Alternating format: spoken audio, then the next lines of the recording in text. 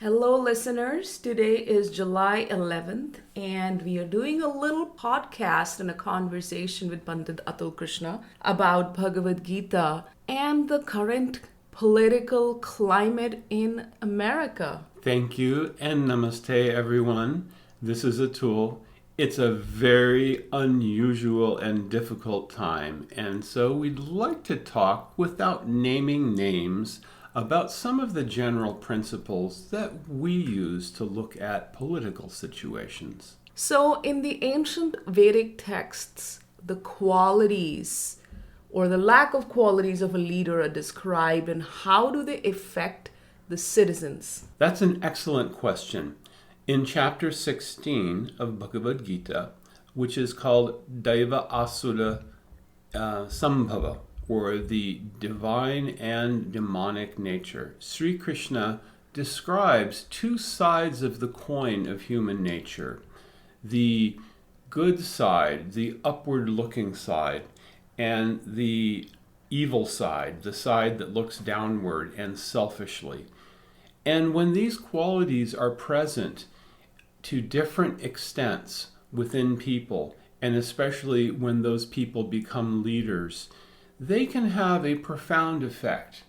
In Vedic literatures, we hear sometimes that the person who is the head of a government will absorb up to 1/6 of the karma of the entire nation. And that's because there is a heavy responsibility associated with being a leader. And there are very strong injunctions. Don't become a leader unless you can benefit others. And that means especially the negative activities that people do, the leader is responsible for those. That's a wonderful answer, Pandit Atul. So, what about the citizens absorbing any karma from not such a good leader? Well, there can be sometimes natural disasters and other consequences. It's very, very easy to point fingers and attribute things and say that, this is a result of that happening, and people use that on both sides to justify all kinds of views.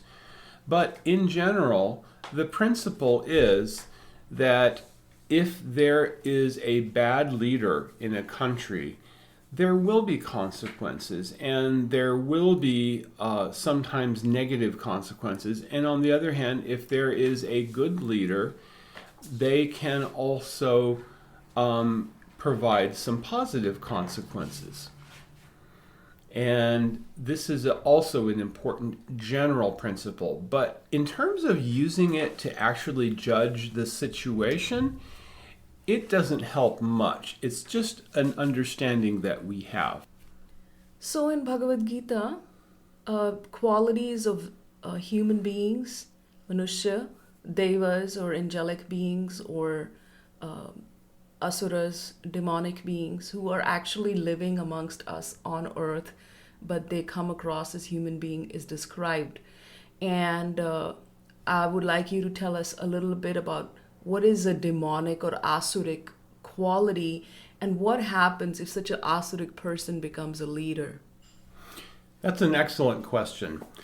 So first of all, we start usually with the daiva nature. What is the divine nature? And the divine nature is characterized by cleanliness, truthfulness, mercy, ahimsa or nonviolence, austerity, doing things for the benefit of others. The asura nature, the demonic nature, is characterized by selfishness, pride, bluffing, greed, unrestricted, the desire to have unrestricted accumulation of wealth. These are all parts of the demonic nature. And what if such a person becomes a leader of a country, let's say? Well, first of all, it's really a sign of very bad health. In our modern times, of course, we don't have autocratic leaders. We have people who are elected by a democratic process. And so that reflects very badly on the people and the process that has such a person get elected. Nowadays, we have a very developed way of marketing things and promoting simple messages. Let's reduce everything to a very simple message and get it across and sell everyone on a particular idea, even if that is not really represented by the person who's being elected. And the person who's very unscrupulous, whose nature, it is said, for example, in Niti Shastra, it is said that a sajjan, or a good person, their body, their words, their thoughts, and their speech are all one. But a crooked person, a durjan, what they say is one thing, what they're thinking is another, and their actions are a third thing altogether.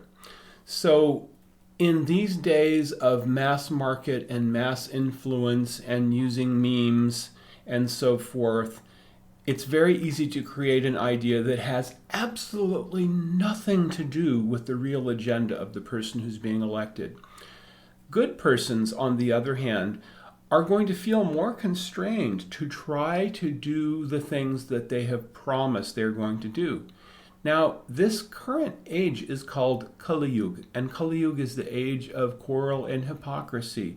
And one of the symptoms of Kali Yuga is that everything is very mixed. There is nothing that's black and white. There are very few people who are truly good or truly evil.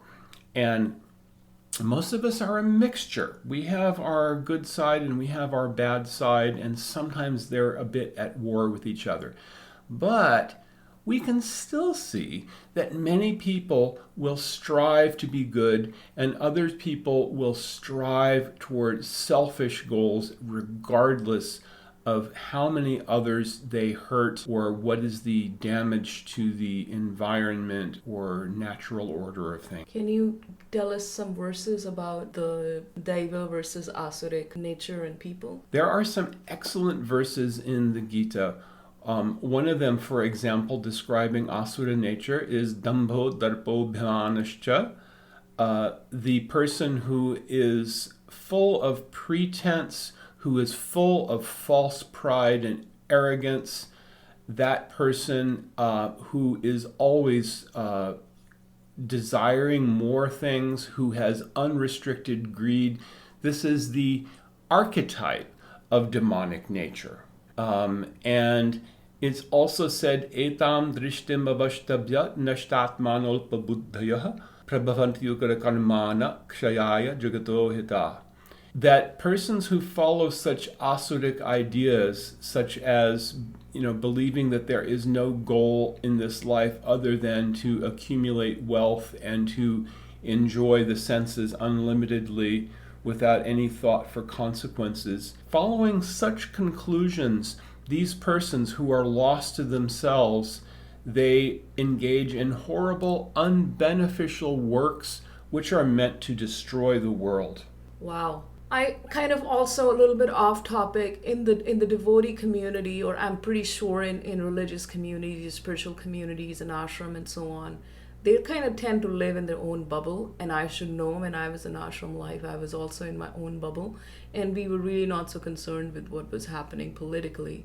But shouldn't the different communities, whether it's a yoga community or it's devotee community or it's the Gaudiya community or Hare Krishna community or whatever community it may be, shouldn't we also be concerned about the political climate and the result that it's having on United States of America?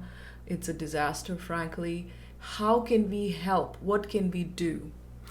That is absolutely a great question, and it really hits to the heart of the matter that I wanted to address. Absolutely, everyone is involved and everyone is affected.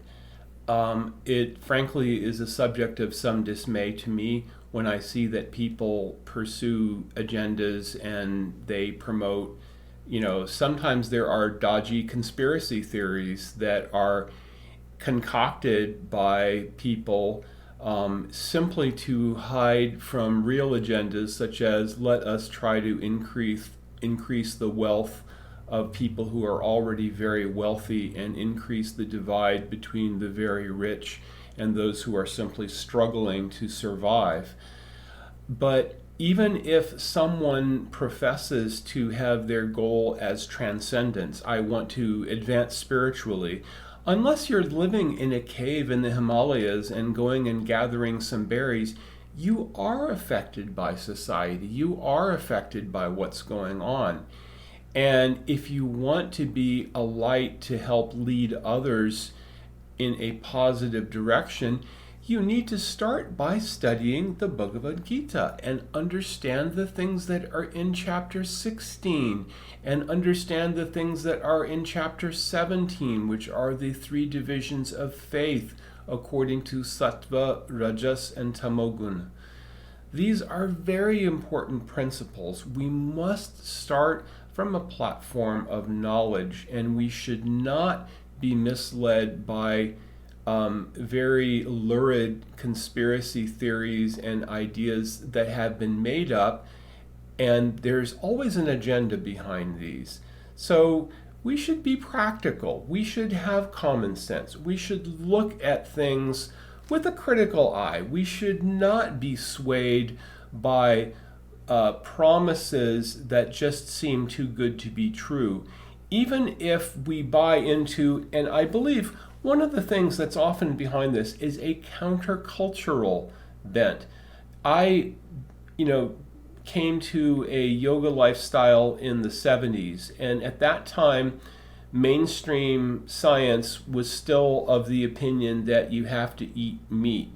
And I became a vegetarian, and I remember the family doctor was telling me, you have to eat lots of red meat, otherwise you're going to be sick and weak. And it was not more than about 6 or 7 years after that, of course, that the National Cancer Institute came out with its findings, which that red meat has a very direct correlation to cancer. I believe some of that was a somewhat muted response to the China study, which was a very extensive scientific study of the direct correlation between eating meat. Now, of course, the effect of this, well, we knew that was the right thing to do. So we became very countercultural. We said, this is all nonsense, and let's reject it all. And we know that all this mainstream stuff that are just harping on the same things, this is all nonsense. And people change their tunes so easily. And what's mainstream now becomes taboo in the next 5 minutes. So I understand the countercultural thing, but at the same time, we have to keep our heads and we have to try to be very balanced. And if we can be in a sattvic state and try to understand what is beneficial for all, what is beneficial for humanity, what is beneficial for society, then we can look at current events, we can look at promises and so forth, and we can judge them in a more impartial way. So in Ayurvedic texts, it talks about kaya. Kaya is the body, mind, and spirit. And it talks about different types of kaya. You can have sattvic kaya ruled by sattva, rajasic kaya ruled by rajasa, and tamasic kaya, and you also have asuric kaya, and within asuras there are different gradations as well, different daivas, and think of as angelic bodies or more demonic. But when we come into this in a human form and we have more of those qualities, that's how it is described. Can you talk a little bit about that? Yes, certainly. Well, the acharyas who wrote the Ayurvedic texts, they gave examples of different types of bodies. For example, there's one that is described as matsya, fish-like. What's the quality of a fish? The fish lives in the water. The fish will basically swallow anything that comes in front of it. It's consuming, and it's relatively ignorant and indiscriminate in what it eats. And this is also, there is a pun on why fish should not be eaten based on this. Another example is the Paishana, the Paishacha, the kind of vampiric type of body, which is sucking people. Energy sucking, evil, and very centered on self, and having absolutely no concern for what state it leaves its victim in. And these are descriptive terms, but there are also qualities that are associated with persons who have these things.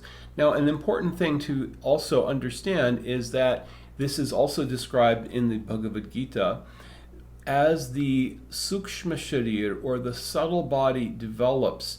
The physical body will manifest characteristics. So Sri Krishna describes that in the transmigration of Atma, it is like the breeze that carries the fragrance of flowers or the bad smell of rotting garbage from one place to another. That's how the sukshma sharir, or the subtle body, is carrying the soul from one body to the next. And when we have done very good activities, those activities create a fragrance of good results, and that fragrance carries us upwards. And when we create bad activities, when we engage in bad activities, it creates that kind of rotting garbage odor of very bad activities that take us downward toward more primitive forms, and also toward more primitive modes of existence that are more predatorial. What you're saying is that when a person, Bhagavad Gita says everyone who is born must die, and everyone who dies must be born again, but according to the activities that they have done in the modes of sattva, tamas, and rajas, that the next body they get is not necessarily human. Is that what you're saying? That is quite correct, yes. For example, it's also very complicated. It is not a simple cut and dried formula. For example, you sometimes find there's a person who's born with the figurative silver spoon in their mouth. They're born in a rich family. They've got everything they could possibly want. You know, they start out in life. They can their family can afford to pay huge amounts of money to have them go to a really good college, and they can bribe people. They can afford to pay people to take their tests for them and get good results, and get into some very exclusive school. And, you know, if there's a question of their grades being bad, you know, dad can go in and say, hey, I was going to write a check for $10 million to your university, but by the way, I noticed that my son is having trouble with his grades. Is there something you could do about that? Well, we know what the answer is there. This is one example, but the person exhibits no good qualities. It's because this is like the person who has an expense account, and they're just going and spending money and spending money and spending money, but they're not earning anything. They're not contributing anything. It's something that's left over from a previous life, and they have to use all that up, and they can only use it up in the human form of life. And when it's done, they can go down to different animal species. They can definitely go to animal species because they only want to do the eating, sleeping, procreating, and defending themselves, which animals are able to do just as well as humans. So according to their qualities, they can become a dog, a pig, a rat, a worm, any species of life. Coming back to this is, I'm going to end here concluding. Imagine if you had a political climate or leader of your country who was this energy sucking the energy of the entire country in many ways. So what we can do is in November there's elections. We can go and vote for the more daivik candidate who has a lot more good qualities.